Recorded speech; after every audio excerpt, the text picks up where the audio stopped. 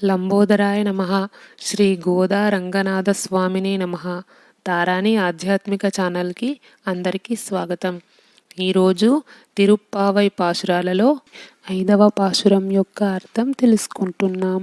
மாயனை மண்ணு வடமதுரை மைந்தனை தூய பெருநீர் யமுனை துறைவனை ஆயர் குலத்தினில் தோன்றும் மணி விளக்கை தாய்க்குடல் விளக்கம் செய்தா தாமோதரனை தூயோமை வந்து நாம் தூமலர் தூவித்தொழுது வாயினால் பாடி மனத்தினால் சிந்திக்கப்போய பிழையும் புகுதருவா நின்றனவும் తీయినిల్ తూషాగుం చెప్పేలో రేంబవాయ్.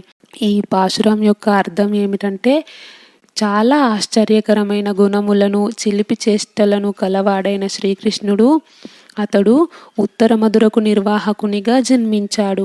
భగవత్ సంబంధము ఎప్పటికీ తెగిపోని మధురకు ప్రభువాయన యమునా నది తీరమునందున్న గొల్లకులమున జన్మించి ఆ గొల్లకులాన్ని ప్రకాశింపజేశాడు. గొల్లకులములో మాణిక్య దీపము అయిన తల్లి యశోద గర్భమున కాంతివంతమునర్చిన దామోదరుడు. అంటే మధురలో కారాగారములో దేవకి గర్భములో జన్మించి కంసుని చంపడానికి యోగమాయ సహాయంతో గోకులంలో ఉన్న యశోద గర్భమున జన్మించినట్లు నాటకమాడాడు. ఎందుకంటే లోక రక్షణ కోసం, దుష్ట శిక్షణ కోసం శ్రీకృష్ణుడు యశోదాదేవితో తాళ్లతో బంధించబడి గంధర్వుల యొక్క శాప విమోచనం చేసిన ఆ అందమైన రోలుకు కట్టబడిన దామోదరుడు.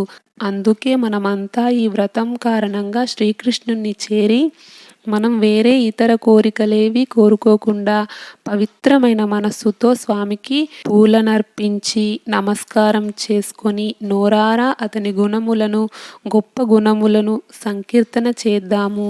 శ్రీకృష్ణుణ్ణి పాటలతో పద్యాలతో ధ్యానిస్తే పోయిన జన్మలో చేసిన పాపములను, ఆగామి పాపములను, ప్రారబ్ధ కర్మలను తప్పించుకొనవచ్చును.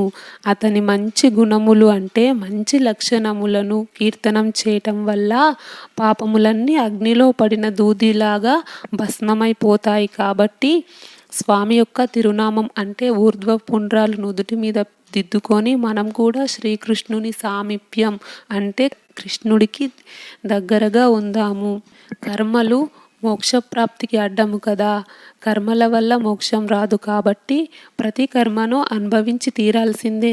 రాముడే వాలిని వెనుక నుంచి చంపిన కర్మ వల్ల శ్రీకృష్ణ జన్మలో బోయవాడి రూపంలో అదే కర్మ అనుభవించాడు కదా. మనమెంత అనేక జన్మలను పొందుటకి కర్మలే కారణాలు. కాబట్టి వీటిని పోగొట్టుకోవాలి, తప్పదు. అది ఎలాగా అంటే భగవంతుని ధ్యానిద్దాము, భగవంతునికి సేవ చేద్దాము, భగవంతునికి సంకీర్తనములు చేద్దాము. భగవంతుని గురించి పాటలు పాడడం వల్ల ఇవే మన కర్మలను పోగొడతాయని సులభతరమైన మార్గములని అమ్మ గోదాదేవి ఈ పాశురాల రూపంలో మనకి చెప్తుంది. వచ్చే వీడియోలో 6వ పాశురం గురించి అర్థం తెలుసుకుందాం. ఈ వీడియో నచ్చితే లైక్ చేయండి, షేర్ చేయండి. తారాణి ఆధ్యాత్మిక ఛానల్ని సబ్స్క్రైబ్ చేయండి. బెల్ ఐకాన్ గుర్తుపై క్లిక్ చేయండి. ఇంతవరకు ఈ వీడియో చూసినందుకు ధన్యవాదాలు. కృష్ణార్పణం.